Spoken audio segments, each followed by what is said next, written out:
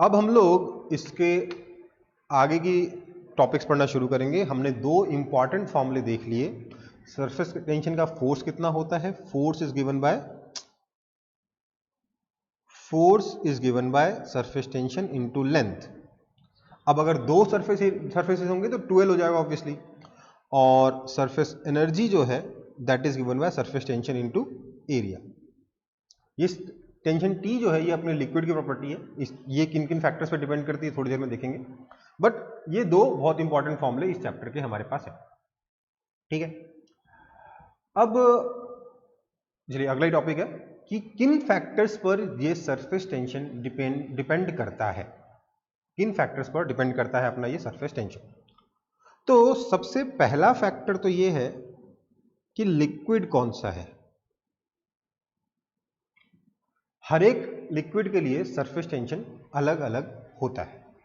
ठीक है, कहने का मतलब आपके वाटर के लिए कुछ और सरफेस टेंशन होगा, आपके दारू के लिए, अल्कोहल के लिए कुछ और सरफेस टेंशन होगा,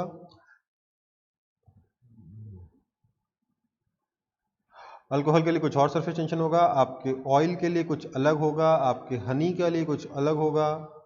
हर एक लिक्विड का सरफेस टेंशन अलग अलग होता है। ठीक है, दूसरा बहुत इंपॉर्टेंट फैक्टर है टेम्परेचर। देखिए सरफेस टेंशन क्यों आया है, ड्यू टू वैन डर वाल forces. Now if temperature increases, मैं यहां पर टेम्परेचर को भी टी से लिखूंगा और सरफेस टेंशन को भी टी से लिखूंगा तो अच्छा नहीं होगा, इसलिए मैं टेम्परेचर के लिए थीटा यूज कर रहा हूं। थीटा का मतलब क्या है, temperature. If theta increases then surface tension decreases. ठीक है, जब टेम्परेचर बढ़ेगा तो सरफेस टेंशन डिक्रीज करेगा। क्यों, क्योंकि वैन डर वाल फोर्सेस जिनकी वजह से सरफेस टेंशन आ रहा है वो वैन डर वाल फोर्सेस ही डिक्रीज कर जाएंगे। नेक्स्ट, अगर हम बोलें कि थीटा आपका बॉइलिंग टेम्परेचर हो गया, बॉइलिंग पॉइंट हो गया, तो बॉइलिंग पॉइंट पे आपका सरफेस टेंशन 0 हो जाता है। मतलब 100 डिग्री सेल्सियस पे पानी का सरफेस टेंशन 0 हो जाएगा। बॉइलिंग पॉइंट पे जाके सरफेस टेंशन 0 हो जाता है। जैसे जैसे टेम्परेचर को बढ़ाओगे सरफेस टेंशन डिक्रीज होगा। At boiling point surface tension 0 हो जाएगा। तीसरा फैक्टर है आपका क्या बोलेंगे उसको, इंप्योरिटीज बोलेंगे। और इंप्योरिटीज का मतलब कौन सी इंप्योरिटीज के बारे में बात कर रहा हूं मैं, सॉलिड इंप्योरिटीज के बारे में बात कर रहा हूं। I am not talking about liquid impurities. मैं बोल रहा हूं पानी मैंने नमक मिला दिया, पानी मैंने डिटर्जेंट मिला दिया, एक्सेट्रा एक्सेट्रा। तो अगर हम किसी भी लिक्विड में इंप्योरिटीज ऐड करें तो उसमें दो केसेस बनते हैं। इंप्योरिटीज सोल्यूबल है या इनसोल्यूबल है वो तो रहेगा ही रहेगा। अब देखो अगर इंप्योरिटीज सोल्यूबल ही नहीं है, इनसोल्यूबल है, तब तो कोई मतलब ही नहीं है।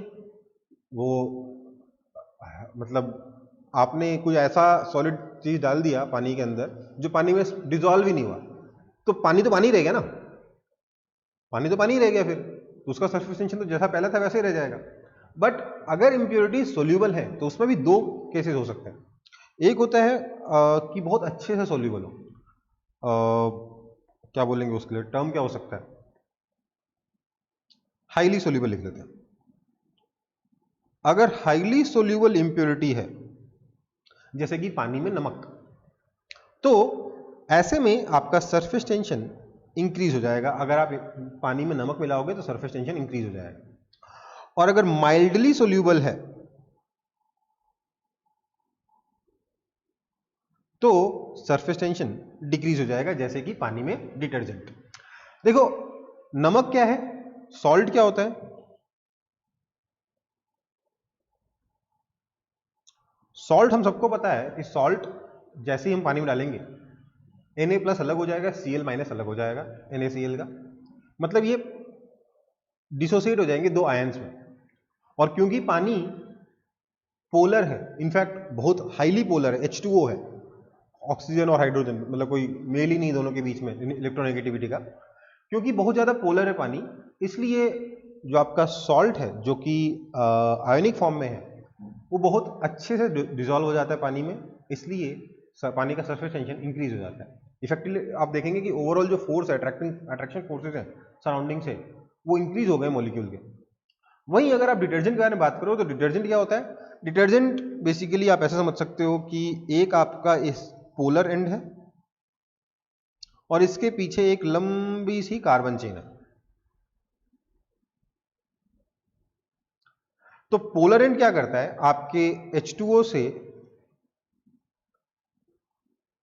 को अट्रैक्ट करता है, और ये जो कार्बन चेन है लंबी सी, ये कार्बन चेन कह लो या नॉन पोलर चेन कह लो, ये नॉन पोलर चेन, इसको पानी से कोई खास मतलब नहीं है, इसलिए ये डिसॉल्व तो हो जाता है due to this polar end, but बहुत अच्छे से डिसॉल्व नहीं होता, माइल्डली सोल्यूबल है। इसलिए इसको ऐड करने पे, डिटर्जेंट को ऐड करने पे सरफेस टेंशन डिक्रीज हो जाता है। और यही कारण है हम डिटर्जेंट ऐड करने के बाद सोप बबल उड़ाते हैं। वो बाद में देखेंगे कि कैसे डिटर्जेंट ऐड करने से सोप बबल क्यों अच्छे बनेंगे वगैरह वगैरह, वो बाद में देखेंगे। पर क्योंकि डिटर्जेंट ऐड करने से सरफेस टेंशन डिक्रीज हो रहा है पानी का, इसलिए अच्छे सोप बबल्स बनते हैं। ठीक है बेटा, आगे बढ़े।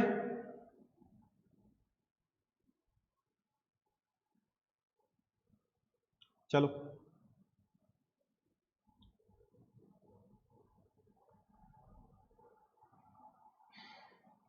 कॉपी हो गया ना? Yes. Next, practical applications of surface tension. भैया सरफेस टेंशन के बहुत जबरदस्त एप्लीकेशन है रियल लाइफ में। हम कुछ एग्जांपल देखेंगे, और भी बहुत सारे एग्जांपल्स हैं। ठीक है, सबसे पहले तो लिक्विड ड्रॉप्स जो है हमारे वो स्फेरिकल होते हैं। सबसे पहला एग्जांपल, क्यों होते हैं लिक्विड ड्रॉप स्फेरिकल? देखिए, मान लेते हैं आपने बोला मेरे को 0.05 ml का एक लिक्विड ड्रॉप बनाना है। आपने लिक्विड रख दिया 0.05 ml का एक साथ एक जगह पे, ग्रेविटी फ्री स्पेस में। ग्रेविटी की वजह से डिस्टॉर्शन के बारे में बात नहीं कर रहे, ग्रेविटी फ्री स्पेस मतलब आपने जाके स्पेसक्राफ्ट में जाके एक 0.05 ml का पानी एक साथ रख दिया, तो क्या होगा? वो ऑटोमेटिकली स्फेरिकल शेप में आ जाएगा। क्यों आ जाएगा स्फेरिकल शेप में? बहुत सिंपल सा रीजन है इसका। वो अगर स्फेरिकल शेप में आता है तो अपना सरफेस एरिया को डिक्रीज कर लेता है। क्या होता है? फॉर एनी नहीं बोलना चाहिए, for a given volume, for a given volume spherical shape has minimum surface area। एक अगर मेरा वॉल्यूम फिक्स्ड है, 0.05 ml का पानी मेरे पास फिक्स्ड है, तो उस वॉल्यूम के लिए जो मिनिमम सरफेस एरिया आएगा, that surface area will be for a spherical shape. इसलिए लिक्विड के ड्रॉप्स हमेशा ही स्फेरिकल शेप में रहते हैं, कुछ ऐसे। समझ में आ रही बात? तो for a given volume spherical shape has minimum surface area, that's why जो लिक्विड है वो उसके ड्रॉप्स हमेशा स्फेरिकल रहते हैं। सरफेस एरिया मिनिमाइज करने से क्या होता है? सरफेस एनर्जी मिनिमाइज हो जाती है। ठीक है, क्योंकि सरफेस एनर्जी कितनी होती है? Surface tension into area. वैसे भी सरफेस टेंशन का पर्पस क्या है? सरफेस एरिया को मिनिमम करना। ठीक है, ओके, आगे बढ़ते हैं। नेक्स्ट है, वार्म फूड टेस्ट बेटर। गर्म खाना ज्यादा अच्छा लगता है ना कि ठंडा खाना अच्छा लगता है? फ्रिज से निकाला खाना ज्यादा अच्छा लगता है कि गर्म खाना? अब ये बोला सर आइसक्रीम फ्रिज की अच्छी लगती है। ऑब्वियसली मैं नॉर्मल फूड के बारे में बात कर रहा हूँ। नॉर्मल फूड कौन सा अच्छा लगता है? गर्म अच्छा लगता है। क्यों? क्योंकि मान लो आप गरम गरम सब्जी खा रहे हो, तो उसमें क्या होगा? उसमें जो वाटर है उसका सरफेस टेंशन कम होगा। क्या हो रहा है? एज टेम्परेचर इंक्रीजेस, अगर टेम्परेचर बढ़ता है तो सरफेस टेंशन डिक्रीजेस। इसलिए वार्म फूड जो है, warm food reaches deeper in are टंग। हमारे टंग के जो पोर्स हैं उसमें वार्म फूड ज्यादा अंदर तक जाता है, ज्यादा अच्छा टेस्ट आता है। इसका कारण क्या है? हायर टेम्परेचर पे सरफेस टेंशन कम हो जाता है। ठीक है, इसीलिए हमको गर्म खाना पसंद है, क्योंकि उसमें टेस्ट ज्यादा आता है। ओके, ये नजर आ रहा है जो मैंने यहां लिखा है? शायद नहीं आ रहा होगा ना? Yes. ऐसे लिख लो, एज टेम्परेचर की जगह थीटा ले लेता हूं मैं, as theta increases surface tension decreases, therefore warm food reaches deeper into porous tongue. हमारे जीभ में ज्यादा डीपर तक जाता है, इसलिए हमें ज्यादा टेस्ट आता है। समझ में आई बात? तो दो तो हो गए। और स्प्रेड वाटर फील्स कोल्डर, कभी एक्सपीरियंस किया इस चीज को? Yes.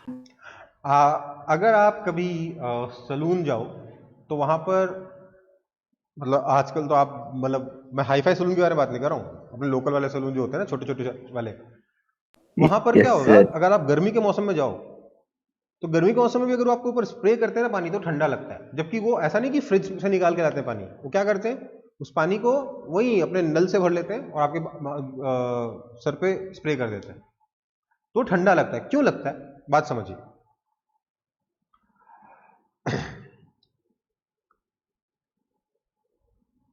ऑन स्प्रेइंग, स्प्रे करने से क्या होता है, सरफेस एरिया इंक्रीज हो जाता है। समझ में आई बात? स्प्रे करने से सरफेस एरिया इंक्रीज कैसे हो गया, ध्यान दीजिए। अगर मैं किसी भी चीज के छोटे छोटे टुकड़े करूंगा ना, तो हमेशा ही सरफेस एरिया इंक्रीज होगा, किसी भी चीज के छोटे छोटे टुकड़े करने से। कैसे समझाएं इस चीज को? चलिए देखिए, मान लेते हैं ये मेरे दोनों हाथ आपस में चिपके हुए हैं, ये दोनों जो हथेलियां हैं, ये दोनों हथेलियां मिलकर एक ऑब्जेक्ट बना हुआ है। ठीक है, और मैंने फिर इस ऑब्जेक्ट को तोड़ दिया दो इक्वल पार्ट्स में। तो ये वाला एरिया और ये वाला एरिया, दोनों हथेलियों का जो एरिया था, पहले देखिए अंदर था, सरफेस एरिया नहीं था। तोड़ने के बाद ये एरिया एक्स्ट्रा आया, आया कि नहीं आया? Yes sir. Yes. मतलब जब भी किसी चीज को तोड़ूंगा, तोड़ने पे क्या होगा, अंदर वाला कुछ एरिया बाहर आ जाएगा ना, तो इसलिए हमेशा ही सरफेस एरिया इंक्रीज होगा। कभी भी किसी चीज के छोटे छोटे टुकड़े करोगे, सरफेस एरिया हमेशा इंक्रीज होगा। ठीक है, इसका ये बात ऐसा नहीं कि आपको आज पहली बार आप पढ़ रहे हो या पहली बार आप सीख रहे हो, ये चीज आपको बचपन से पता है। उस वक्त से जब आप पहली बार टॉफी खाए थे ना, उस वक्त से पता है आपको। आपको याद करिए, अगर आप, मैं चॉकलेट के बारे में बात नहीं कर रहा, मैं टॉफी के बारे में बात कर रहा हूं, मैं बात कर रहा हूं आपके वो लेमन जूस आता है ना, उसके बारे में। तो वो जब लेमन जूस खाते थे, क्या होता था, उसको चूसते चूसते वो छोटी होती जाती थी, छोटी होती जाती, छोटी होती जाती थी, वो छोटी होती गई, होती गई, होती गई, होती गई, होती गई, चूसते चूसते अल्टीमेटली एक पॉइंट ऐसा आता था जब उसका टेस्ट बहुत अच्छा नहीं आ रहा होता था, बहुत ही हल्का हल्का टेस्ट आ रहा होता था। उस वक्त आप क्या करते थे बताइए? दांत से तोड़ देते थे। उसको दांत से तोड़ देते थे, उसको क्रश कर देते थे। क्यों? क्योंकि जैसे ही आपने उसको क्रश किया, उसका सरफेस एरिया इंक्रीज कर गया और सडनली बहुत तेजी से वो मेल्ट होना शुरू हुआ आपके मुंह में, फिर से टेस्ट स्ट्रॉन्गर हो गया। और होता था कि नहीं होता था ऐसा? Yes Yes. Sir. Yes, sir. समझ में आई यस बात? सर। मतलब क्या है, किसी भी चीज के छोटे छोटे टुकड़े करोगे तो क्या होगा, सरफेस एरिया हमेशा इंक्रीज होगा। तो जब हमने पानी को स्प्रे किया, सरफेस एरिया इंक्रीज हो गया, है ना। अब सरफेस एरिया अगर इंक्रीज हुआ तो इससे क्या हुआ, तो इसका मतलब ये हो गया कि सरफेस एनर्जी इंक्रीज हो गई। अब यहां आके बहुत लोग कंफ्यूज हो जाते हैं कि सर सरफेस एनर्जी इंक्रीज हो गई, एनर्जी इंक्रीज हुई तो टेम्परेचर बढ़ा ना कि घटा? एनर्जी इंक्रीज होगी तो टेम्परेचर इंक्रीज होगा कि डिक्रीज होगा?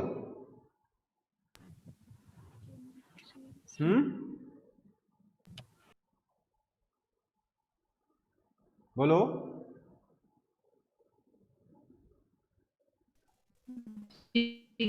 डिक्रीज। इंक्रीज होना चाहिए, लेकिन मैं बोल रहा हूं टेम्परेचर डिक्रीज हुआ। क्यों हुआ?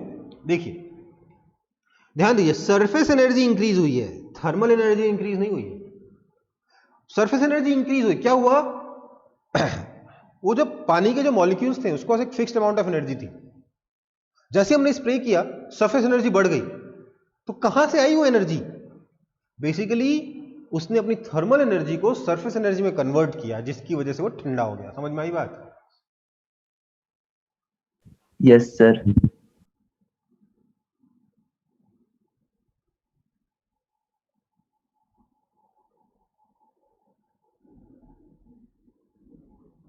समझ में आया कि नहीं आया? उसकी जो थर्मल एनर्जी थी ना, वही सरफेस एनर्जी में कन्वर्ट हुई, इसकी वजह से पानी ठंडा हो गया। और यही फिनोमेना होता है जब बारिश होती है, और कई बार हम देखते हैं हेलस्टॉर्म। देखते हैं कि नहीं देखते? आजकल तो बहुत कम आता है। ओले। Yes sir. ओले ऐसे ही बनते हैं, सडनली बादल से पानी सारा नीचे गिरा, वो छोटे छोटे टुकड़ों में टूट गया, और जैसे ही वो छोटे छोटे टुकड़ों में टूटा, क्या हुआ? उसकी सरफेस एनर्जी बढ़ी, मतलब उसकी थर्मल एनर्जी डिक्रीज हुई। थर्मल एनर्जी इतनी डिक्रीज हो गई कि वो पानी फ्रीज हो गया। समझ में आई बात? हाँ या ना? सरफेस टेंशन की वजह से हेलस्टॉर्म भी होता है। अब अगला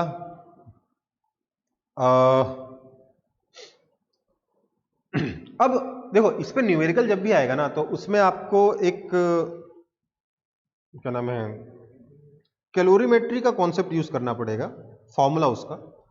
तो कैलोरीमेट्री का फॉर्मूला मैं बता दे रहा हूं, जिसकी जरूरत आपको इन क्वेश्चन में पड़ेगी, क्योंकि कैलोरीमेट्री फ्लूइड मैकेनिक्स के बाद का टॉपिक है, और उसका फॉर्मूला इस फ्लूइड मैकेनिक्स में सरफेस टेंशन में यूज होता है, इसलिए ये फॉर्मूला हमें देखना पड़ेगा। क्या है कि मान लेते हैं कि कोई ऑब्जेक्ट है जिसका मास m है, मैं इसको हीट प्रोवाइड करता हूं Q।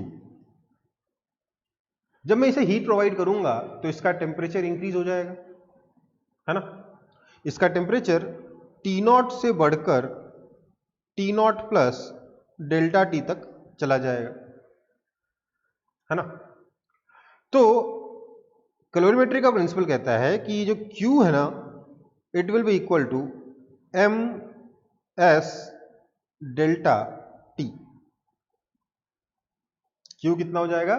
m s delta T, जहां m इस ऑब्जेक्ट का मास है, s क्या है? s को हम कहते हैं स्पेसिफिक हीट कैपेसिटी। ये अलग अलग मटेरियल के लिए अलग अलग होता है। जैसे पानी का स्पेसिफिक हीट कैपेसिटी काफी ज्यादा होता है, पानी के लिए स्पेसिफिक हीट कैपेसिटी में वो भी बता दे रहा हूं, specific heat capacity for water is equal to 1 kilo calorie per KG degree centigrade. 1 kilo calorie per KG degree centigrade होता है स्पेसिफिक हीट ऑफ वाटर। बाकी चीजों का स्पेसिफिक हीट थोड़ा कम होता है इससे, जैसे सैंड का काफी कम होता है। यही कारण है कि जो सैंडी एरियाज होते हैं, डेजर्ट्स, वहां पर क्या होता है, आपका जो टेम्परेचर है वो रात में काफी कम हो जाता है और दिन में काफी ज्यादा हो जाता है। क्यों? क्योंकि सैंड बहुत जल्दी गर्म होती है और बहुत जल्दी ठंडी होती है। पानी का स्पेसिफिक हीट ज्यादा है, उसका टेम्परेचर चेंज करने के लिए ज्यादा हीट की जरूरत है, इसलिए वो देर से गर्म होता है, देर से ठंडा होता है। इस वजह से जो आपके कोस्टल एरियाज हैं वहां पर टेम्परेचर ज्यादा वेरी नहीं करता।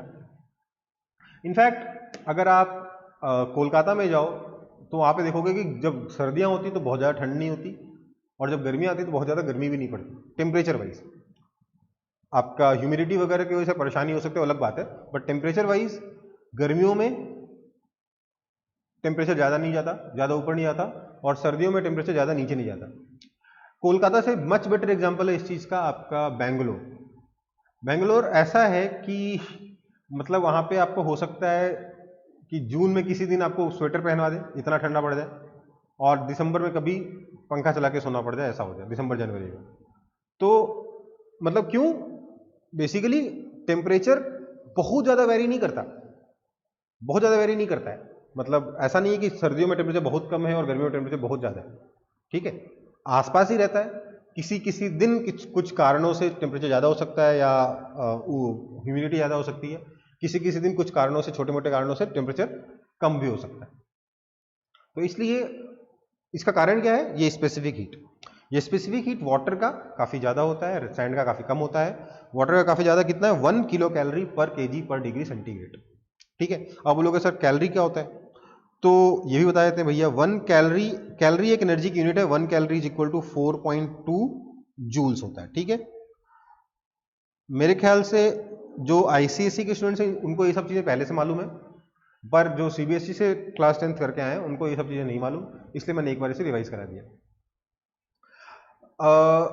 बट जो भी हम पढ़ रहे थे सरफेस टेंशन, सरफेस टेंशन में हमने क्या देखा कि स्प्रेड वाटर ठंडा क्यों फील कर होता है, क्योंकि जब हम स्प्रे करते हैं हम मॉलिक्यूल, हम पानी के छोटे छोटे टुकड़े कर दे रहे हैं, छोटे छोटे उनको ड्रॉपलेट्स में तोड़ दे रहे हैं पानी को, उससे सरफेस एरिया इंक्रीज कर रहा है, जिससे सरफेस एनर्जी इंक्रीज कर जा रही है। अब सरफेस एनर्जी आई कहां से? तो basically thermal energy surface energy में कन्वर्ट हो गई, थर्मल एनर्जी का लॉस हो गया, इसलिए टेम्परेचर डिक्रीज हो गया, ठीक है। नेक्स्ट,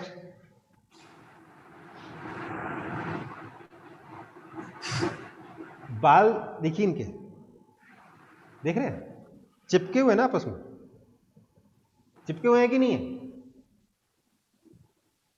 सारे बाल अलग अलग लहरा रहे हैं क्या? नहीं ना। क्यों चिपके हुए हैं ये?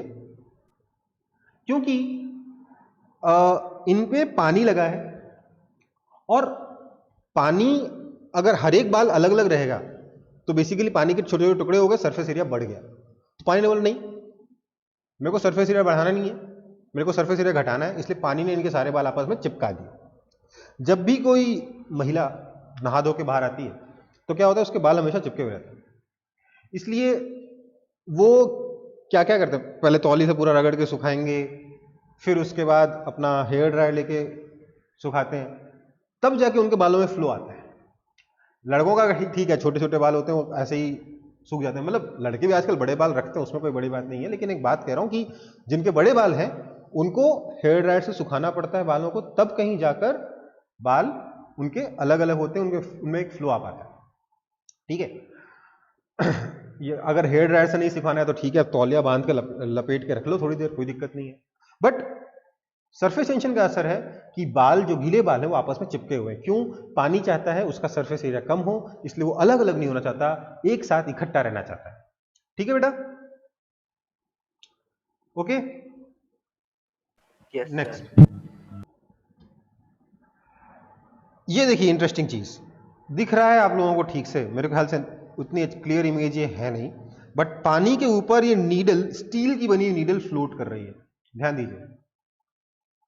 पानी के में अगर मैं नीडल को सीधे ड्रॉप कर दूंगा तो हमेशा सिंक कर जाएगी, बट अगर मैं बहुत केयरफुली इसे प्लेस करूं पानी के ऊपर तो I can make it float, ठीक है, I can make it float अगर मैं इसे बहुत ही ज्यादा केयरफुली पानी के ऊपर रखूं तो। अब मेरे हाथ इतने स्टेबल नहीं है कि मैं हाथ से डायरेक्टली रख के उसको फ्लोट करा दूं, बट उसका एक ट्रिक भी है। क्या? एक टिश्यू पेपर रख दो पानी के ऊपर और उसके ऊपर नीडल को रख दो, थोड़ी देर बाद क्या होगा, पेपर पानी एब्जॉर्ब करके भारी हो जाएगा, डूब जाएगा और नीडल तैरती रहेगी, स्टील की नीडल तैर रही होगी, कागज डूब गया होगा, इंटरेस्टिंग दिखेगा बहुत, ठीक है। ऐसा क्यों होता है? ऐसा क्यों होता है? क्योंकि समझिए, मैं नीडल का एक क्रॉस सेक्शन एरिया देखता हूं। नीडल का एक क्रॉस सेक्शन एरिया कैसे दिखेगा? एक गोल सा ऐसा क्रॉस सेक्शन है, ये आपका नीडल का क्रॉस सेक्शन, मैं साइड से देख रहा हूं। इसके आसपास पानी का सरफेस कैसा होगा? पानी को मैं लाल कलर से बना रहा हूं, उल्टा हो गया है, चलिए काम करते हैं, पानी को ही, नीडल को लाल कलर से बनाते हैं, ऑरेंज कलर से। चलो, ये हमारा नीडल है, नीडल का क्रॉस सेक्शन है, और जब हमने इसको पानी की सरफेस पे रखा तो पानी का सरफेस कैसा आएगा? वो क्योंकि ध्यान दीजिएगा ट्रैम्पोलिन है, ट्रैम्पोलिन के ऊपर अगर कोई बच्चा खड़ा होगा तो ट्रैम्पोलिन कैसे हो जाएगा? ऐसे हो जाएगा ना।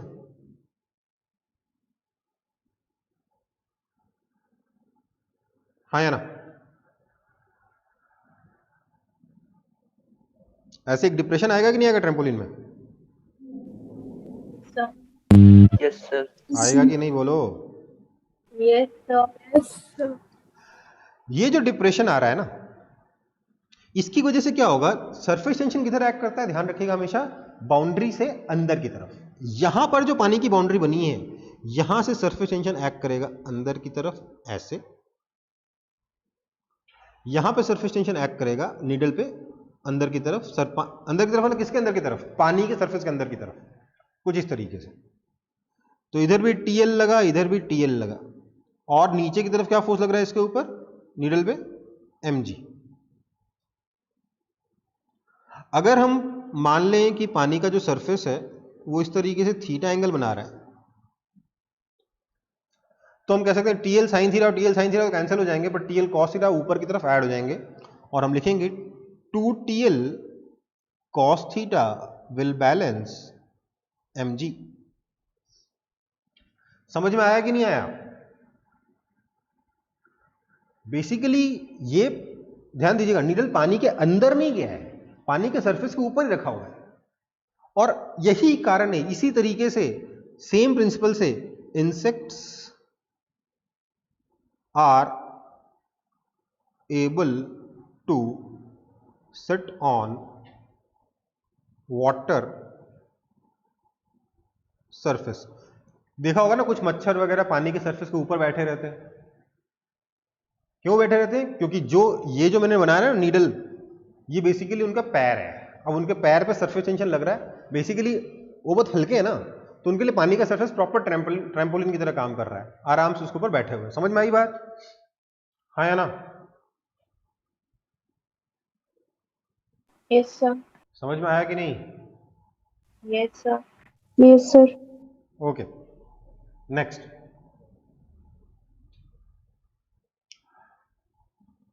ये इमेज है, मैंने ऑयल गिरा दिया पानी के ऊपर, तो क्या होता है? ऑयल एक बहुत ही पतली सी फिल्म में पूरा पानी के ऊपर फैल जाता है। होता है कि नहीं होता है ऐसा? Yes, sir. होता है ना? क्यों होता है ऐसा? क्योंकि ऑयल का जो सरफेस टेंशन है, कहां लिखें अब? Surface tension of oil is less then surface tension of water. Oil का सरफेस टेंशन पानी के सरफेस टेंशन से कम होता है, ही कम होता है। देखिए, पानी H2O है भैया, उसमें इतना भयंकर पोलर मॉलिक्यूल है, वो उसमें हाइड्रोजन बॉन्डिंग हो जाती है भाई। तो यहां तो मतलब हाइड्रोजन बॉन्डिंग हो क्या जाती है? हाइड्रोजन बॉन्डिंग का सबसे बढ़िया एग्जांपल कौन है? तो वाटर है ना। और यहां पे क्या है? ऑयल नॉन पोलर है, इसके मॉलिक्यूल्स के बीच में उतना स्ट्रॉन्ग अट्रैक्शन फोर्स नहीं है, इसलिए ऑयल का सरफेस टेंशन पानी के मुकाबले काफी कम है। ठीक है, अब पानी के मुकाबले अगर सरफेस टेंशन कम है ऑयल का, तो क्या होगा? जब ऑयल को आप पानी के ऊपर डालोगे तो पानी बोलेगा भैया मेरा सरफेस टेंशन ज्यादा है, मैं अपना एरिया कम कर लेता हूं, ऑयल का सरफेस टेंशन बढ़ा, ऑयल का सरफेस एरिया बढ़ा देता हूं। समझ में आई बात? हाँ या ना?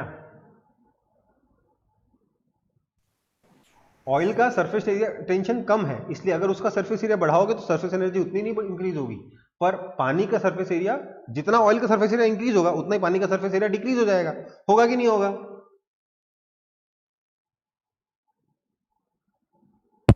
Yes sir. होगा ना?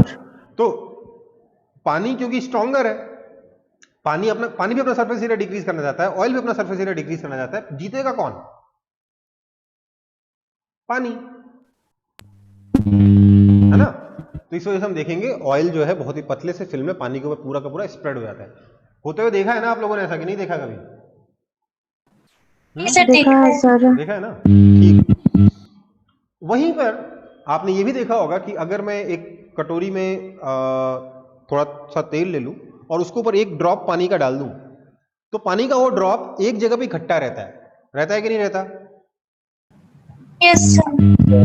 वो भी इसी कारण से रहता है कि भैया पानी को खींच लेगा क्या ऑयल? नहीं खींच पाएगा। क्यों? पानी का सरफेस टेंशन बड़ा है ना? Next, pressure inside soap bubble is more than the surrounding. एक सोप बबल के अंदर प्रेशर सराउंडिंग से ज्यादा होता है। मतलब समझिए, बलून फुलाया कभी? फुलाया कि नहीं फुलाया? Yes, sir. Yes, वही sir. तो है सोप बबल, बलून ही तो है ना? बलून के अंदर प्रेशर ज्यादा होता है सराउंडिंग से, सोप बबल के अंदर भी ज्यादा होता है प्रेशर सराउंडिंग से। इनफैक्ट इसका फॉर्मूला है, अगर इसका रेडियस में आर बोल दूं तो अंदर जो सराउंडिंग से ज्यादा प्रेशर होता है ना उसको कहते हैं एक्सेस प्रेशर। क्या कहते हैं उसको? Excess pressure, p excess. इसका फॉर्मूला होता है 2T/R।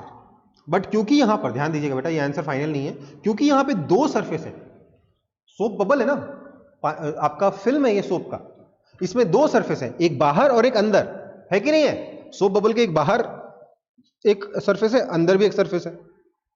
तो इसलिए जो एक्सेस प्रेशर है वो 2 × 2T/R that is equal to 4T/R हो जाता है। समझ में आई बात? अगर मैं वाटर का ड्रॉप लूंगा तो अंदर का एक्सेस प्रेशर कितना आ जाएगा? सिर्फ 2T/R आएगा। लेकिन यहां पे अगर मैं फिल्म लूंगा तो कितना आ जाएगा? 4T/R आ जाएगा, क्योंकि दो दो सरफेसेस है। समझ में आई बात? जितना बड़ा रेडियस होगा उतना कम एक्सेस प्रेशर होगा। ठीक है? Yes, sir. Okay, next, capillary rise effect. ये देखा कभी आपने कि अगर आप पानी में या शरबत में एक स्ट्रॉ डाल दो तो स्ट्रॉ के अंदर पानी या शरबत की हाइट ज्यादा होती है इन कंपैरिजन टू ग्लास? देखा कभी? Yes, sir. नहीं Yes, देखा sir. ना? तो अगली बार नोट कर लेना इस चीज को, जब भी आप स्ट्रॉ से कुछ पीने की कोशिश करोगे तो उसमें पानी का लेवल या कोल्ड ड्रिंक का लेवल या शरबत का लेवल हमेशा थोड़ा सा ज्यादा होगा इन कंपैरिजन टू ग्लास। ठीक है? इस इफेक्ट को क्या बोलते हैं? Capillary rise effect. ठीक है बेटा? ये भी सरफेस टेंशन का ही कमाल है। कैसे? बाद में देखेंगे। ठीक है बेटा? प्रॉपर टॉपिक होगा ये कैपिलरी राइज अपना, capillary rise effect proper topic होगा अपना। तो आगे बढ़ते हैं, फिर कुछ क्वेश्चंस देख लेते हैं, कुछ न्यूमेरिकल क्वेश्चन सॉल्व कर लेते हैं।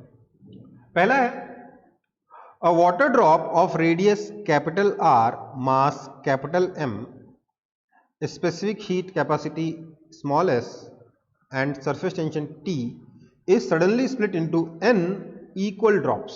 एक ड्रॉप था कैपिटल आर रेडियस का, उसको n इक्वल ड्रॉप्स में हमने स्प्लिट कर दिया। Find increase in surface area, increase in surface energy, loss in heat energy, fall in temperature. Basically वो जो स्प्रे करने वाला कॉन्सेप्ट बता रहा था ना, स्प्रे करेंगे तो क्या होगा? सरफेस एरिया इंक्रीज करेगा, सरफेस एनर्जी इंक्रीज कर जाएगी, थर्मल एनर्जी डिक्रीज कर जाएगी और टेम्परेचर डिक्रीज कर जाएगा। बस उसी के ऊपर क्वेश्चन। ठीक है बेटा? तो बोल क्या रहा है, एक ड्रॉप था जिसका रेडियस कैपिटल आर था, मास कैपिटल एम था, जो भी था, इसको हमने ब्रेक कर दिया है इनटू n इक्वल पार्ट्स। अब उसको हमें कैलकुलेशन करनी है। तो भैया कैसे करेंगे? सबसे पहले तो एक ड्रॉप बना लेते हैं।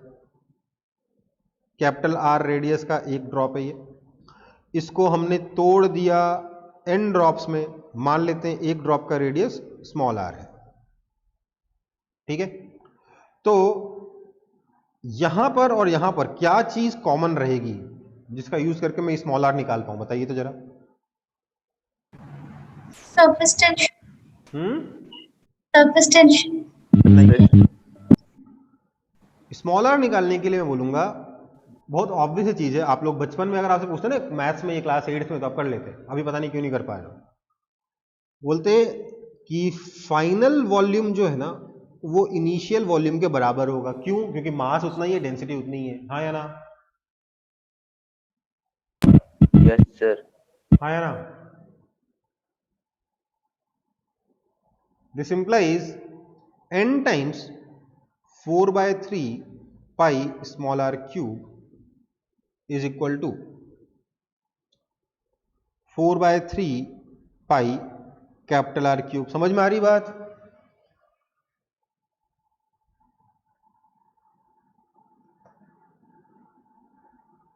ये समझ में आया equation? Sir Yes, sir. This implies आपका स्मॉल आर आ गया capital R upon n to the power 1/3। ये स्मॉल आर आ गया, ठीक है, ओके। मुझे चाहिए क्या था? Increase in surface area. तो मतलब मुझे फाइनल सरफेस एरिया में से इनिशियल सरफेस एरिया डिक्रीज करना है। तो surface area final is equal to n times 4 pi small R square and surface area initial is equal to 4 pi capital R square. So यहां से मैं लिखूंगा surface area final is equal to, implies में लिख रहा हूं, equal to लिखता हूं,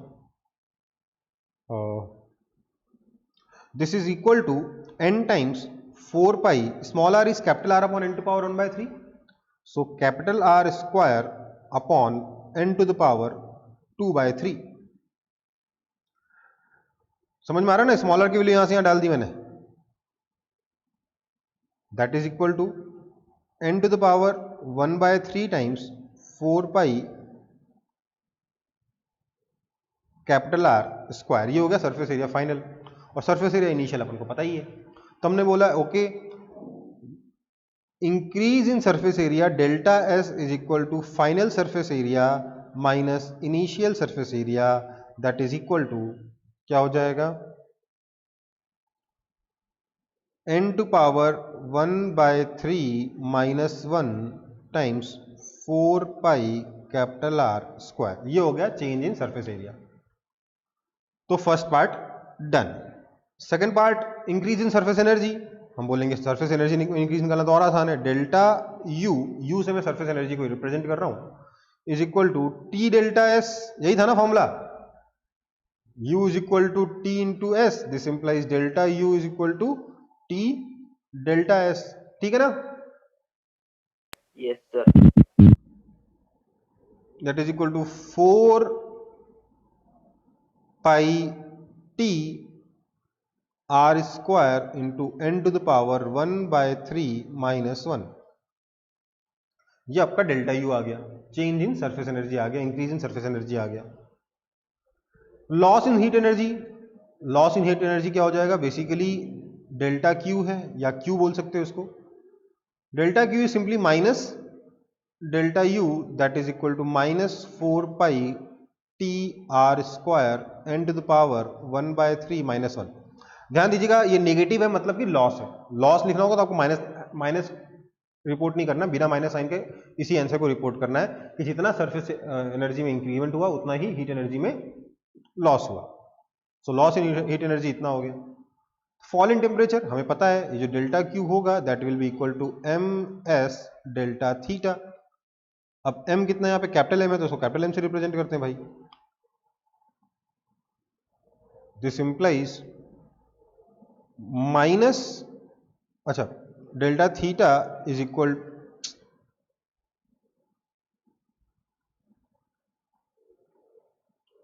this implies delta theta is equal to delta Q upon M S, that is equal to minus 4 pi T R square upon M S into N to the power 1/3 minus 1। इतना temperature में fall आ जाएगा, इसका minus sign हटा दोगे तो fall आ जाएगा। तो ये आपका फोर्थ पार्ट भी डन हो गया। माइनस साइन क्या बता रहा है? कि टेम्परेचर डिक्रीज हो जाएगा। डेल्टा क्यू में भी नेगेटिव, इसका मतलब क्या? हीट एनर्जी डिक्रीज हुई, थर्मल एनर्जी डिक्रीज होगी तो ऑब्वियसली टेम्परेचर भी डिक्रीज हो जाएगा। ये उसका फॉर्मूला ही बन गया। समझ में आई बात? हाँ या ना? Yes, sir. कॉपी करो फटाफट।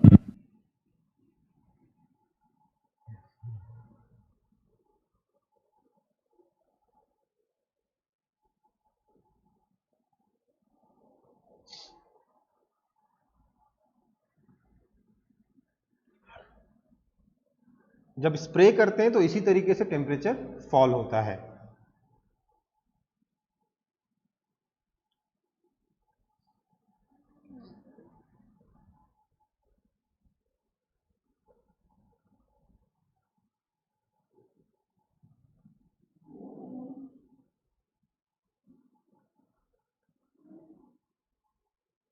क्लियर है नहीं है?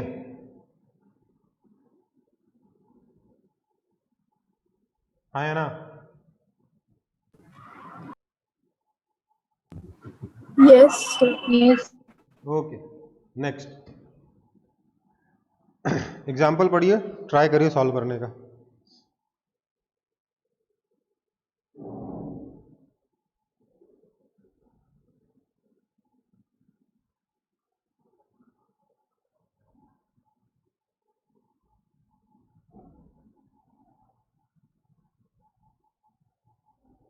ये ईएस नहीं है, ये इज है।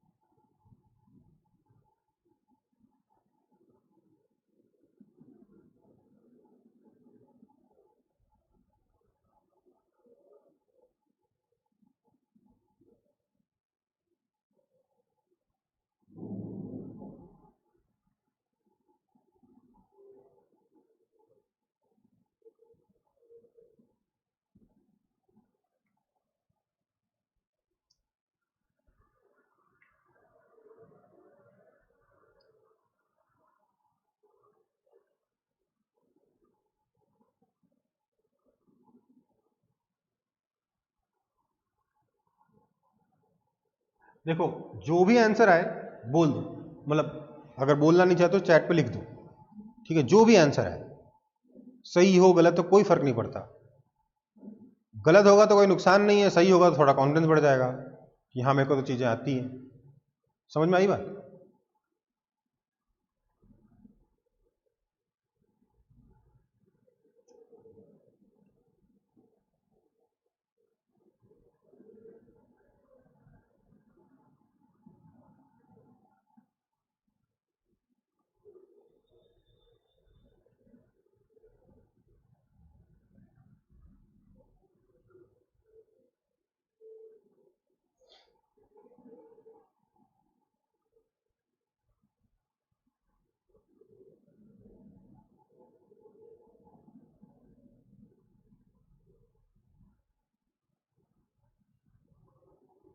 नहीं हुआ?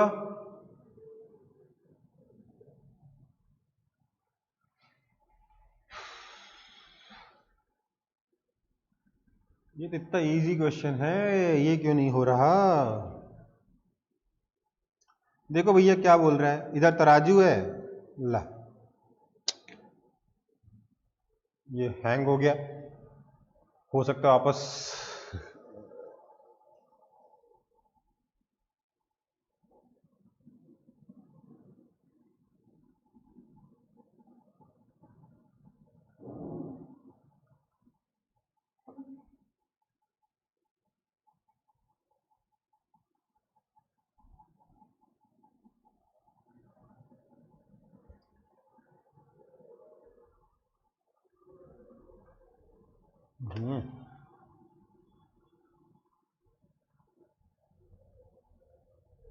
हाँ, देखो भैया क्या दे रखा है आपको, ध्यान दीजिएगा। आपको दे रखा है कि ये डिस्क है जिसका रेडियस कैपिटल आर है, ओके। आपको गिवन है कि वो जो सरफेस को टच कर रहा है, मतलब उसमें डूबा हुआ नहीं है, कोई पॉइंट फोर्स नहीं है। The plate is balanced by the pan on the other side, मतलब इस प्लेट का वेट इस पैन से बैलेंस्ड है, मतलब अगर इसका मास कैपिटल एम है तो इसका मास भी कैपिटल एम है। How much weight should be added to the pan so that the disc can leave contact with the liquid, मतलब इसमें मैं कितना वेट W और ऐड करूं कि ये डिस्क लिक्विड के साथ कॉन्टैक्ट छोड़ पाए। हम बोलेंगे भैया इसको ऊपर उठने के लिए, जब ये ऊपर उठेगा तो क्या होगा, इस डिस्क को चारों तरफ से पानी नीचे खींचेगा, मतलब मैंने थोड़ा सा साइड में डायग्राम बनाया है डिस्क का, कैसा दिखेगा, कुछ ऐसा दिखेगा पानी निकलते वक्त, हाँ या ना? तो सरफेस टेंशन ऐसे लगेगा ना, समझ में आ रही बात?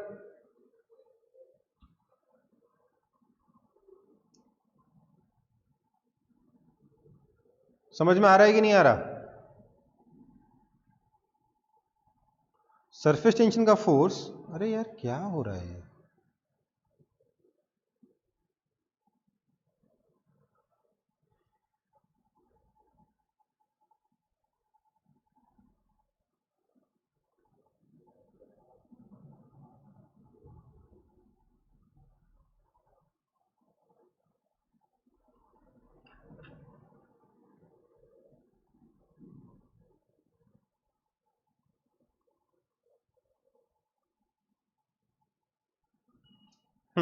देखिए,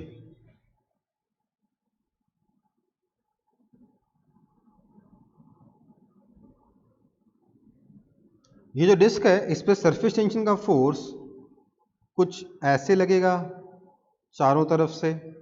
क्यों? क्योंकि आपका लिक्विड का सरफेस कुछ इस तरीके से अटैच्ड रहेगा इसके साथ। ट्रैम्पोलिन इस बार दबने के बजाय ऊपर की तरफ खींची जा रही है, तो चारों तरफ से, मतलब रेडियस आर में अगर चारों तरफ से लिक्विड इसे नीचे खींचेगा कुछ एंगल पे, लेट से ये वाला एंगल थीटा है, तो कितना फोर्स नीचे लगाएगा? 2 pi R cos theta into T. Basically चारों तरफ जो फोर्स लगाएगा वो होगा 2 pi R length into surface tension T, लेकिन सबका साइन थीटा आपस में कैंसिल हो जाएगा, हॉरिजॉन्टल कंपोनेंट आपस में कैंसिल हो जाएगा, सिर्फ वर्टिकल कंपोनेंट ऐड हो जाएगा, इसलिए 2 pi R T cos theta लिखना चाहिए इसे, 2 pi R T cos theta, इतना फोर्स लगेगा, है ना। और इस फोर्स को ओवरकम करना पड़ेगा हमें यहां रखे हुए वेट से। So this has to be equal to weight. Now जब ये कांटेक्ट छोड़ने वाला होगा उस वक्त थीटा कितना हो जाएगा? 0। So this implies weight will be equal to 2 pi R into T. ये आपका आंसर है। यहां पर एक्स्ट्रा वेट कितना रखना पड़ेगा? 2 पाई आर इंटू टी, क्योंकि इसके ओरिजिनल मास m और इसका ओरिजिनल मास m तो इक्वल है, एक दूसरे को बैलेंस कर देंगे mg, बचेगा सिर्फ ये वेट। ये वेट इस सरफेस टेंशन के फोर्स को बैलेंस करेगा, को काउंटर करेगा, तो W will be equal to 2 pi R into T. समझ में आई बात?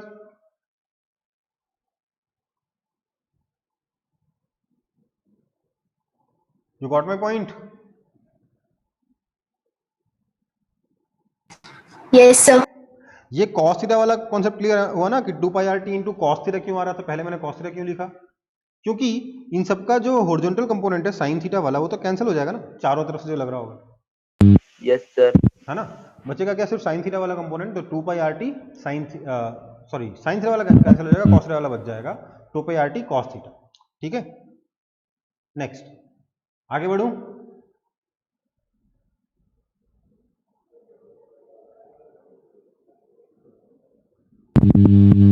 इसको सॉल्व करिए।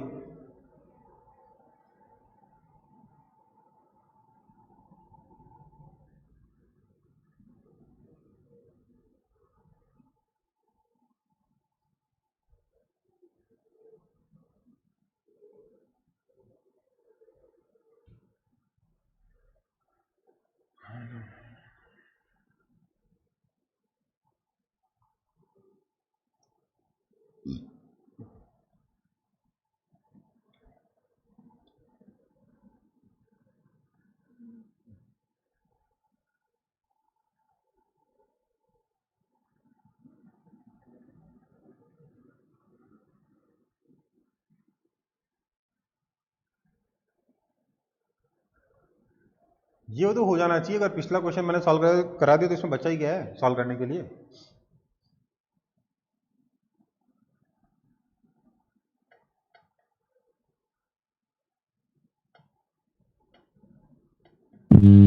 सर चैट में लिखे हैं।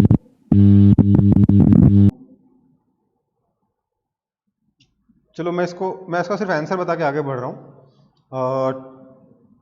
2 पाई R1 plus R2 into T, ये आंसर होगा।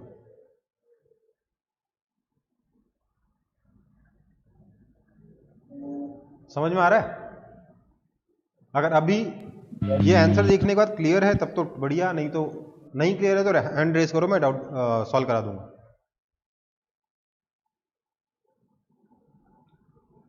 नहीं क्लियर है? देखो, अगर ये वाला एनुलर डिस्क उठता है ऊपर तो इसके आसपास लिक्विड कैसे जमा होगा, मतलब पानी कैसे आएगा? यहां पे ऐसे, और बीच में ऐसे, हाँ या ना? Yes. अब क्या होगा, यहां से फोर्स लगेगा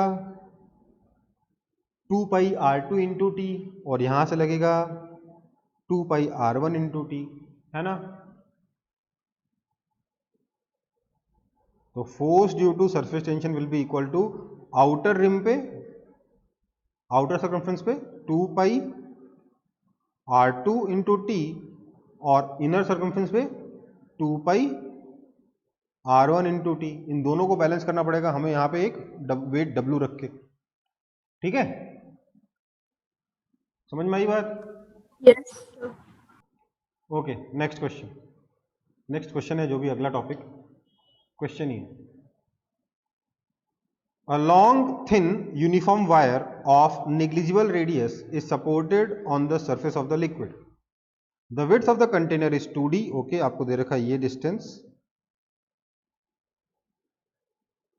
2d, and the wire is kept at its centre, मतलब ये डिस्टेंस आपको दे रखा है d, ये डिस्टेंस भी हो जाएगा d, parallel to its length. Okay, मतलब ये समझ रहे हो ना, ये जो वायर है ये आपकी स्किन के अंदर की तरफ जा रही है। The surface of the liquid is depressed by a vertical distance y, मतलब कि अगर मैं यहां पर ये एक हॉरिजॉन्टल लाइन खींच दूं तो यहां से ये y हाइट तक डिप्रेस्ड है, where y is very very less than d। Okay, ठीक है। If mass per unit length of wire is l, नहीं है ये बेटा लैम्डा है, ठीक है, is lambda, find the surface tension of the liquid. इस लिक्विड का सरफेस टेंशन कितना है ये आपको बताना है। क्या करेंगे हम बोलेंगे कि इसको इधर से सरफेस टेंशन लगेगा, इधर से सरफेस टेंशन लगेगा, तो इधर फोर्स कितना लगेगा, टेंशन इनटू लेंथ, इधर लगेगा टेंशन इनटू लेंथ, और नीचे लगेगा mg, that is equal to mass कितना हो जाएगा, lambda times length into g, ठीक है। इस एंगल को अगर मैं थीटा बोल दूं, इस एंगल को थीटा बोल दूं तो क्या हो जाएगा, TL sine theta, TL sine theta cancel हो जाएगा, TL कॉस थीटा जो है 2TL cos theta, it will balance mg, ठीक है। नाउ कॉस थीटा क्या हो जाएगा, कॉस थीटा हो जाएगा ये y अपॉन ये वाला length. Now because theta is small, this length is equal to this length, sorry theta small नहीं, y स्मॉल है, इसलिए ये वाली लेंथ, टेढ़ी वाली लेंथ और ये हॉरिजॉन्टल लेंथ बराबर है, मतलब कि cos थीटा को मैं लिख सकता हूं y by approximately y by d। समझ में आया?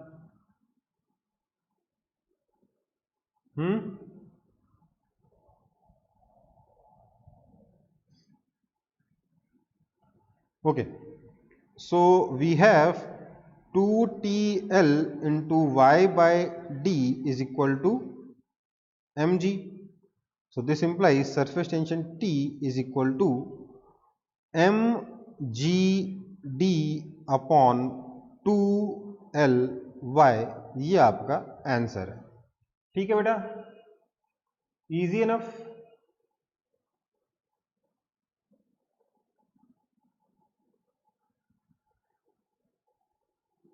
ये cos theta approximately y by D क्यों आ गया, एक्चुअली cos थीटा हो जाएगा y upon under root of D square plus Y square, but as y is very very less than d, ये y स्क्वायर निगलेक्ट हो जाएगा, under root of D square बच जाएगा, d हो जाएगा, y by D हो जाएगा, ठीक है।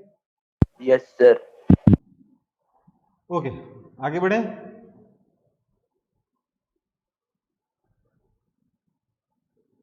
नेक्स्ट क्वेश्चन, अच्छा, बेसिकली उसी का मैं डायग्राम 3D डायग्राम बना रहा था कि यहाँ पर नीडल रखी हुई है, इसको इधर से और इधर से सरफेस टेंशन एक्ट करके उठा रहे हैं। ठीक है, समझ में आ रहा है? Yes. नेक्स्ट,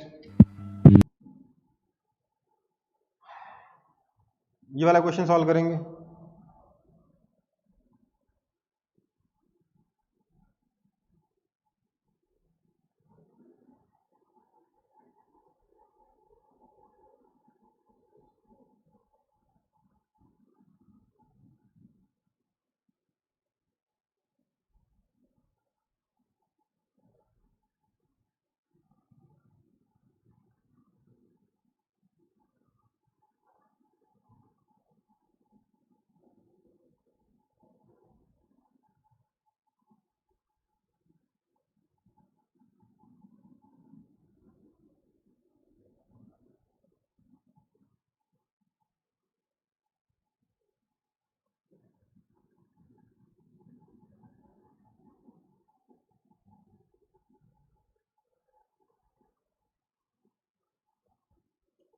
यही होगा ना सीन कुछ, हाँ या ना? तो मैं लिखूंगा क्या, 2TL cos theta is equal to wait.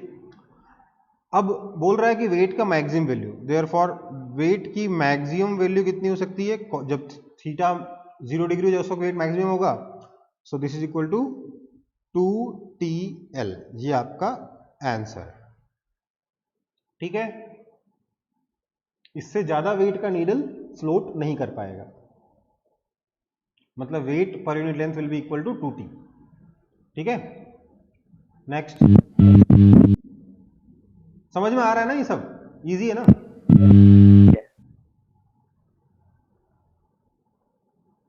यार आप लोग एकदम रिस्पॉन्ड नहीं करते हो यार, कैसे मैं पढ़ाऊं समझ नहीं आता। देखो अगला टॉपिक है हमारा एक्सेस प्रेशर। ये मेरे पास एक ड्रॉप है, this is a drop of water. दिख नहीं रहा मुझे मालूम है, क्योंकि मेरे पास और कोई तरीका नहीं था इसको ड्रॉप बनाने का, बट ये ड्रॉप ऑफ वाटर आप देख लीजिएगा।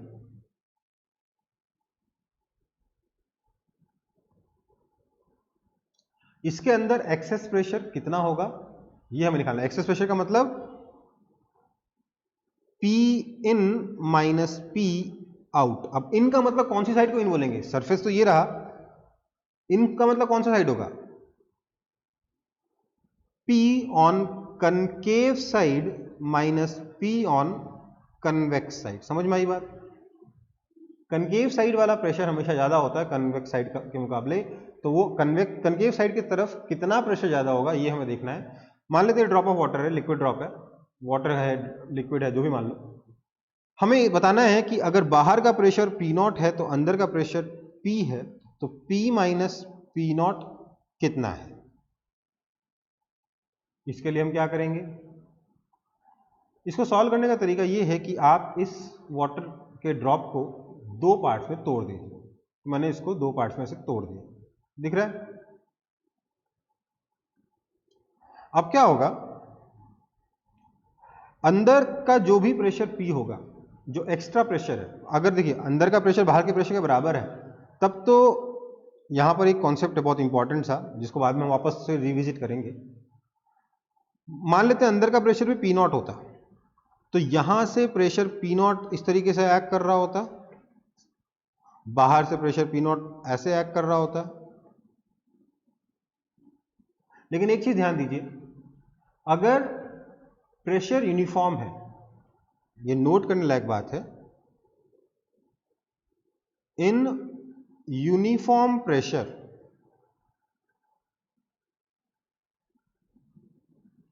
All closed surfaces experience zero force. समझ में आई बात? समझ में आया कि नहीं आया?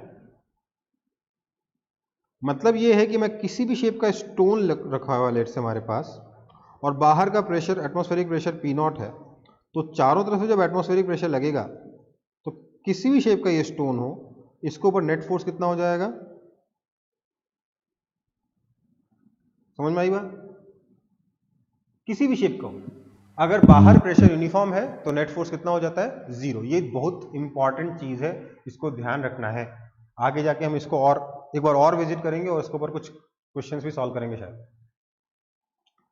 तो एक्सेस प्रेशर में सबसे पहली चीज तो ये समझनी है कि अगर प्रेशर यूनिफॉर्म होता है हर तरफ तो किसी भी क्लोज सरफेस पे नेट फोर्स कितना होता है, 0।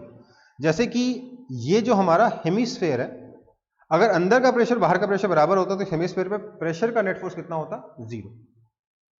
पर मैंने कहा अंदर का प्रेशर ज्यादा है, तो अंदर का प्रेशर कितना है, P0 प्लस डेल्टा P। तो सिर्फ ये जो डेल्टा P है ना, इसी की वजह से प्रेशर का एक्स्ट्रा फोर्स आएगा। समझ में आई बात?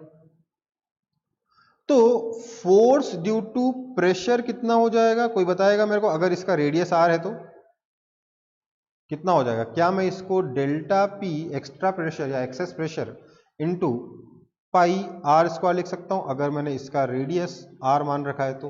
हाँ या ना?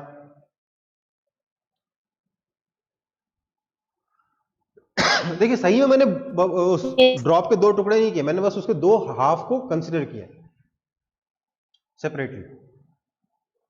तो फोर्स ड्यू टू प्रेशर को मैं delta P into pi R square लिख सकता हूं, क्योंकि जो P0 है अंदर उसकी वजह से तो नेट फोर्स 0 ही है, सिर्फ एक्सेस प्रेशर जो है उसी की वजह से एक्स्ट्रा फोर्स आएगा प्रेशर का।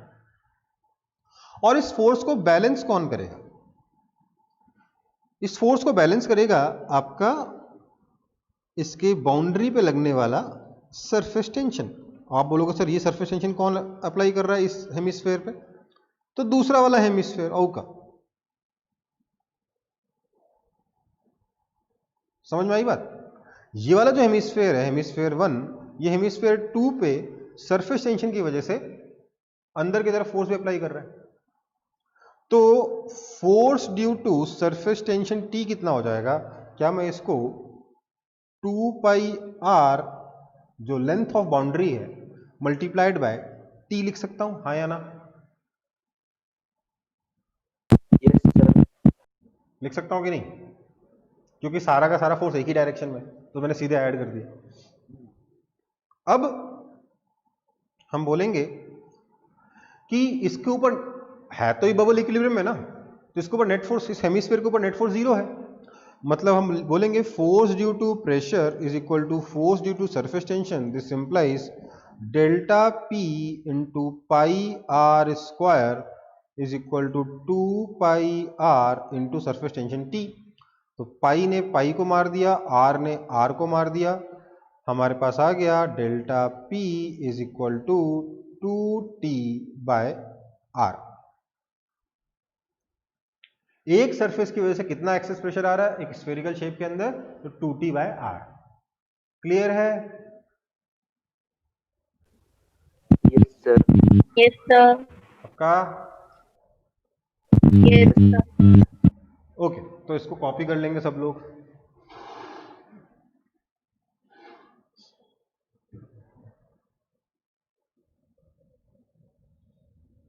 अब देखो ये जो डेरिवेशन है ना, ये शॉर्टकट डेरिवेशन है, इसका एक लॉन्गर वर्जन भी है, उस पर मैं भी नहीं जा रहा क्योंकि वो फालतू में आपको डिस्ट्रैक्ट कर देगा। इसका एक डिटेल्ड वर्जन भी है, उस पर वो हम पढ़ाएंगे, लेकिन जब चैप्टर कंप्लीट होने वाला होगा उस वक्त।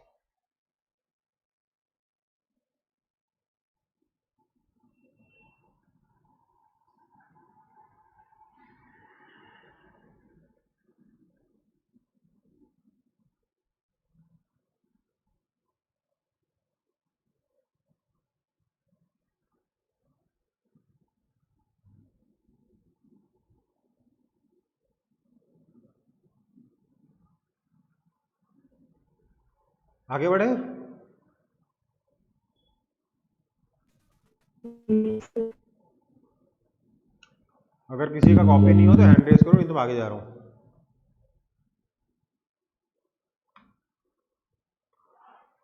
पहला केस हो गया हमारा एक्सेस प्रेशर का। किसमें? पहले केस में हमने देखा एक वाटर ड्रॉप के अंदर या लिक्विड के ड्रॉप के अंदर क्या होगा, एक्सेस प्रेशर। अब बात कर रहे हैं सोप बबल के अंदर एक्सेस प्रेशर कितना होगा। तो हमें मालूम है कि कितने सरफेसेस हैं यहाँ पे, 2 सरफेसेस हैं, इसलिए सरफेस टेंशन का फोर्स डबल हो जाएगा, इसलिए उसको बैलेंस करने के लिए प्रेशर का फोर्स भी डबल करना पड़ेगा, इसके लिए एक्सेस प्रेशर भी डबल करना पड़ेगा। तो आपका जो डेल्टा P हो जाएगा that will be equal to 2 times 2T by R, which implies delta P is equal to 4T by R, अगर इसका रेडियस सोप बबल का R है तो। ठीक है, Yes, sir. आगे बढ़े। Yes, sir. नेक्स्ट नेक्स्ट है एयर बबल। अब देखिए एयर बबल कहां होता है, हमेशा पानी के अंदर होता है। समझ में आ रही बात, समझ में आ रहा है कि नहीं आ रहा? पानी के अंदर बुलबुला है, पानी के अंदर स्ट्रॉ डाल के मुंह से हवा फूंक दो तो क्या होगा, अंदर बुलबुला बनेगा। उसके अंदर कितना एक्सेस प्रेशर है, तो देखिए भैया ये जो बुलबुला है इसके बाहर कोई सरफेस नहीं है, यहां पर कोई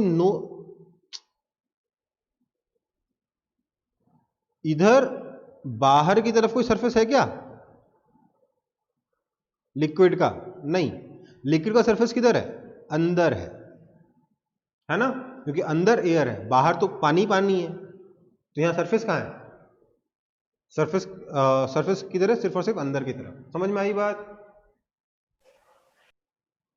हाँ या ना, सरफेस सिर्फ अंदर है, तो इसलिए यहां पे कितने सरफेसेस हैं, सिर्फ 1 सरफेस है, इसलिए आपका जो डेल्टा P होगा that will be simply equal to 2T by R। ठीक है,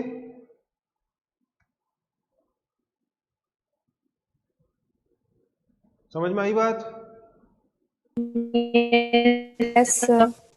ओके, तो तीनों केस के फॉर्मूले याद हैं? देखिए फॉर्मूले बड़े सिंपल बनते हैं ना इस चैप्टर में। Yes, sir. Okay, next solve करिए इसको। ये एक पाइप है जिसमें हमने 2 बबल्स अटैच कर दिए हैं, एक लेफ्ट में एक राइट में। आपको बताना है इसमें एयर किधर से किधर फ्लो करेगी, लेफ्ट से राइट या राइट से लेफ्ट।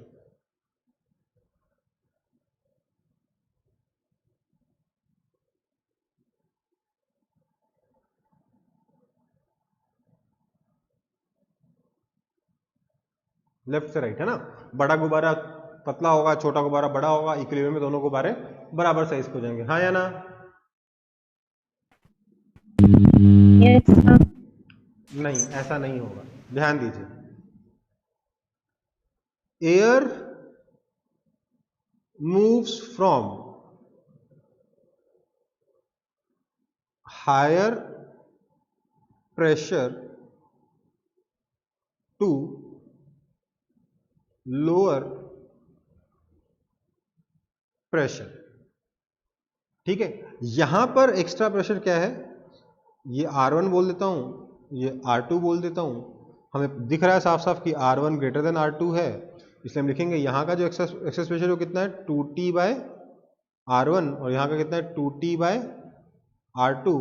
सो क्योंकि R1 R2 से बड़ा है इसलिए हम कह सकते हैं 2T by R1 is less than 2T by R2, या 2T नहीं होना चाहिए, क्या होना चाहिए, 4 होगा ना, बबल है ना, तो 4 4 4 4, which implies air will move from right to left। छोटे बबल में से बड़े बबल की तरफ एयर फ्लो करेगी हमेशा। समझ में आई बात? Yes. समझ में आया कि नहीं आया? Yes, sir. हमेशा ही बबल छोटे, एयर जो है छोटे बबल से बड़े बबल की तरफ मूव करेगी। सर फिर इक्विलिब्रियम कैसे आएगा, बताइए, इक्विलिब्रियम कैसे आएगा फिर?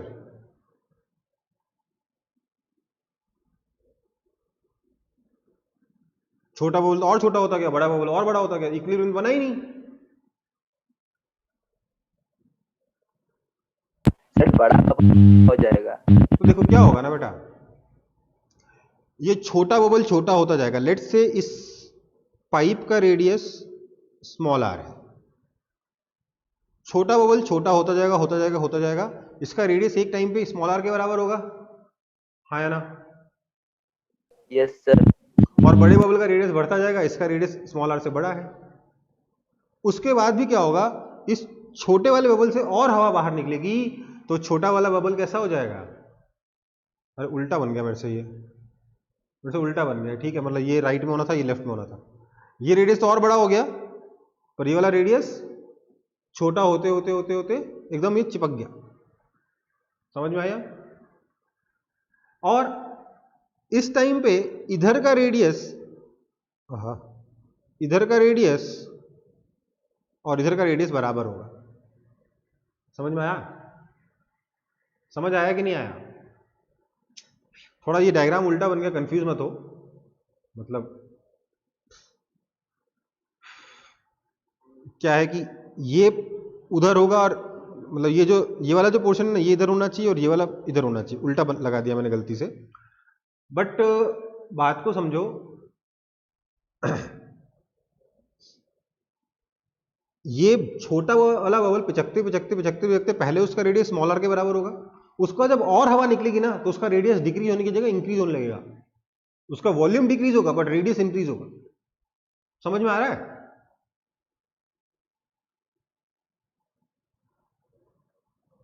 और अल्टीमेटली ये छोटा वाला बबल सिर्फ इतना सा बचेगा, बड़ा वाला बबल और बड़ा हो जाएगा, इतना सा बचकर ये जो पोर्शन है ना छोटा सा जो दिख रहा है, ये बेसिकली यहां पर जो जो पोर्शन नहीं है वो यहां लगा हुआ है, इसलिए इधर का प्रेशर और इधर का प्रेशर अब बराबर हो जाएगा, क्योंकि दोनों तरफ का रेडियस इक्वल है। समझ में आई बात? इसको हम बोलेंगे सब हेमिस्फेरिकल बबल, मतलब हेमिस्फेयर से भी छोटा स्फेयर है, छोटा टुकड़ा है ये, ठीक है बेटा?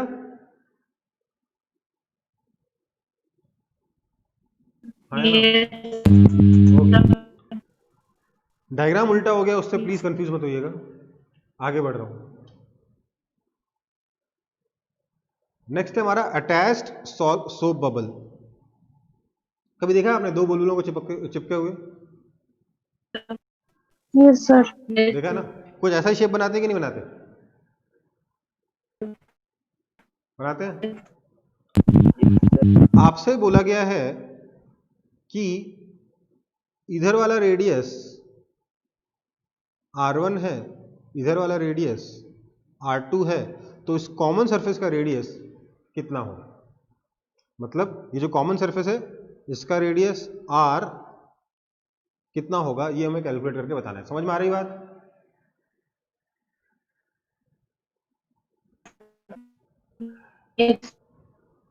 ऐसा ही कुछ होगा ना?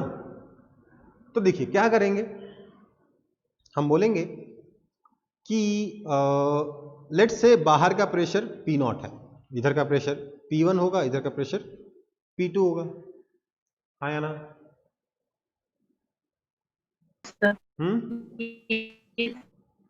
क्या मैं ये लिख सकता हूं, ध्यान दीजिएगा, मेरा सबसे काम का expression P1 is equal to P2, अच्छा ये इधर का P0 है तो ऑब्वियसली इधर का भी P0 ही है ना, हाँ या ना? तो क्या मैं ये लिख सकता हूं P1 is equal to P2 plus 4T by capital R, ये लिख सकता हूं कि नहीं?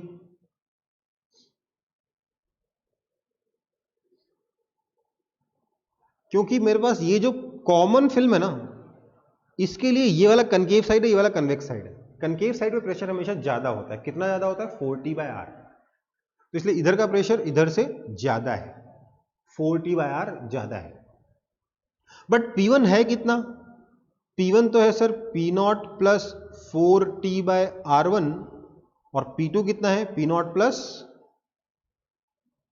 4T by R2, and this is,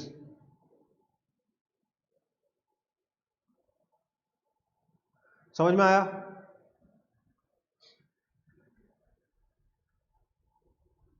हाँ या ना?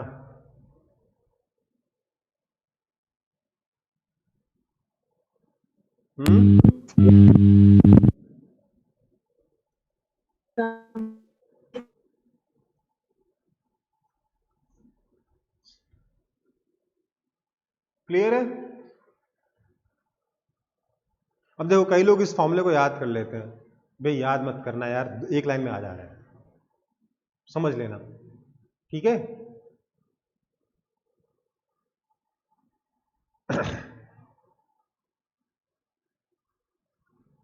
क्लियर है या नहीं क्लियर है ये अभी तक?